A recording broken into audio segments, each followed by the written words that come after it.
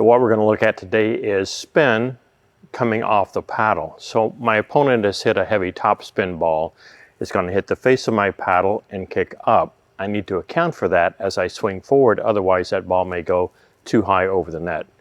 Conversely, if my opponent puts backspin or slice on the ball, it hits my paddle, it wants to kick down. So I need to understand that ball's coming to me. I need to aim a little bit higher as I swing to account for that kicking down motion of the ball off the paddle. A flat ball then, a ball with no spin on it, should hit the paddle and rebound straight back off on the angle that it came into the paddle on, assuming our paddle is square to the back of the ball. First up are flat balls, balls with no spin. So if my opponent's hitting a ball flat, then it should kick off of the face of my paddle on the same angle that it came into my paddle, assuming my paddle is square to the back of the ball. I'm not going to try and swing at these balls. I just want to see and I want to show you how they rebound off the face of the paddle. All right, let's give this a try. Again, a flat ball with no spin on it.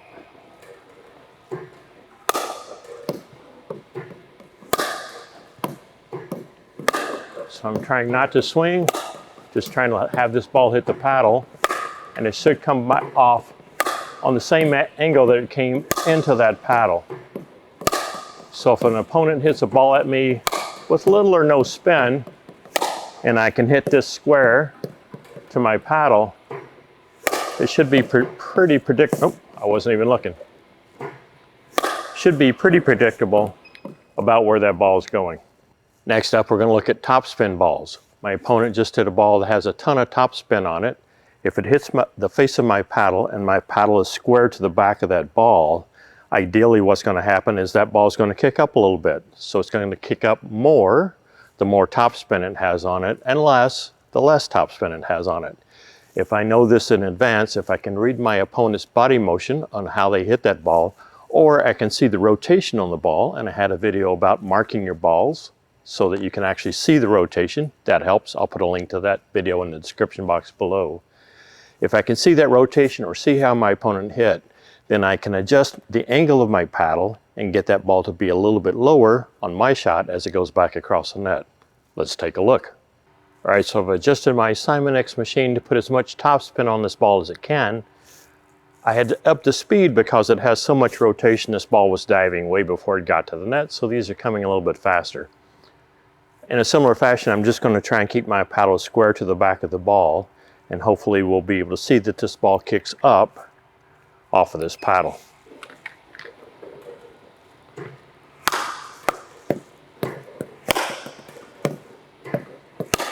So you can tell, if I can do this well, I'm really just trying to keep this paddle square to the back of this ball. And that is in general what happens. All of this rotation, this topspin, will hit the paddle on the face, and if I have the same angle, trying to have it as the same as it was before, that ball's going to kick up.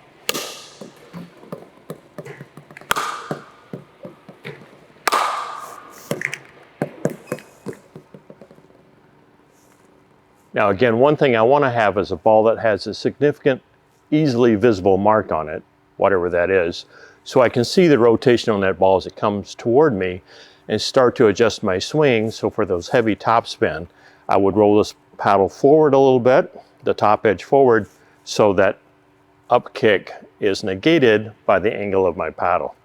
Next up, let's go look at what backspin does. So backspin is the opposite rotation.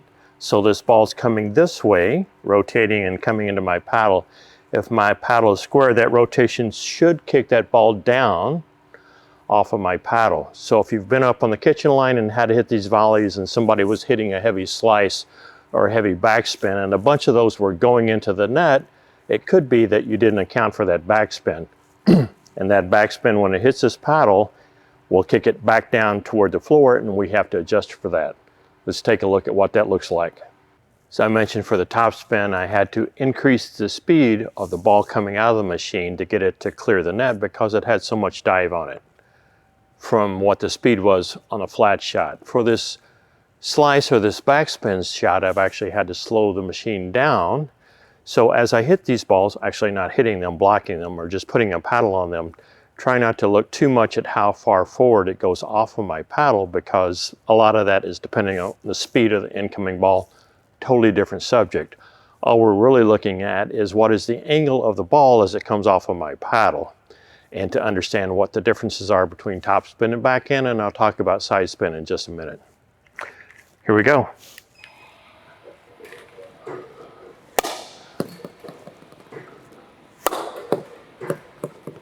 So this ball kicks down. On a flat ball, that would be going back over the net. Because I'm not swinging at this ball, I'm just letting it come off the paddle. It's got quite a bit of backspin on it. When it hits the face of that paddle, it kicks down. If I don't account for that, a lot of these shots are going to go into the net during a game. So I need to understand my opponent's tendencies. How do they normally hit a ball? Do they slice or backspin a lot of these balls? And that's what's going to happen. Or do they put a lot of topspin? Or is it a flat ball or a side spin ball? All right, so I'm trying to keep the angle of my paddle consistent through all these different shots. And this ball is coming down, where a flat ball was going straight off on the same angle. Topspin ball kicking high up off the face of this paddle. That's topspin and backspin in flat balls. Again, I highly recommend the ball has a good enough mark on it that you can see the rotation as that ball is coming toward you. If it's your ball and you're putting your initials on it, make a big mark, something you can see as that ball is rotating. That's going to help you adjust your swing if you can see that rotation on the ball as it's coming in your direction. My ball machine does not do side spin, so I'm going to have to talk through this and tell you how that ball is going to react off your paddle. The most common place that you'll probably see side spin is during the serve. And you'll see your opponent when they're serving, they'll serve however their stance is or whatever their swing is. The swing generally goes out to the side here, or it goes out to the side here, either forehand or backhand, however they're serving. Let's talk about how that impacts the face of your paddle as that ball with side spin hits it. First example is they serve and their paddle comes out in this direction off to this side. What happens?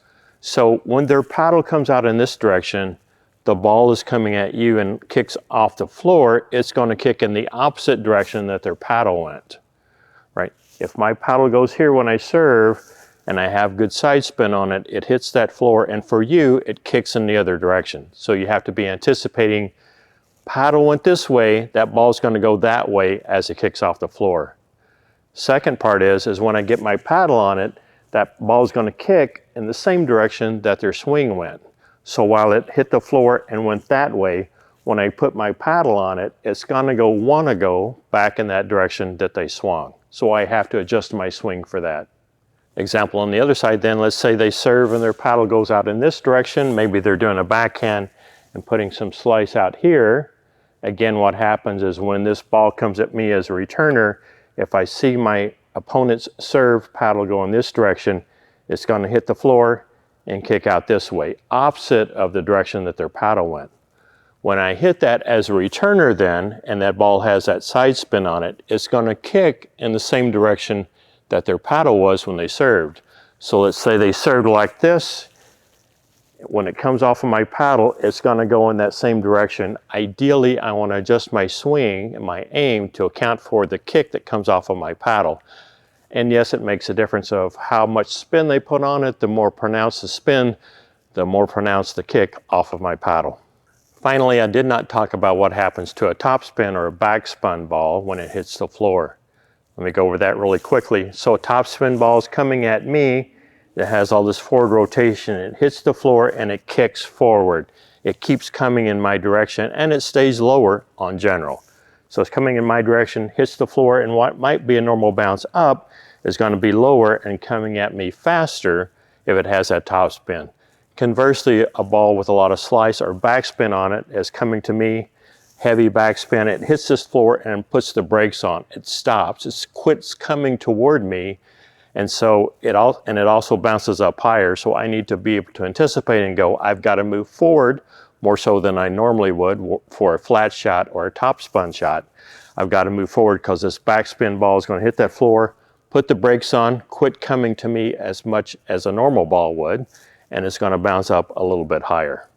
Start looking for rotation on the ball, either how your opponent hit it or the ball as it rotates through the air. If the ball has a big defining mark on it, then it's easier to see that rotation, how many times you can see that mark and then it disappears behind the ball, comes back out into view again.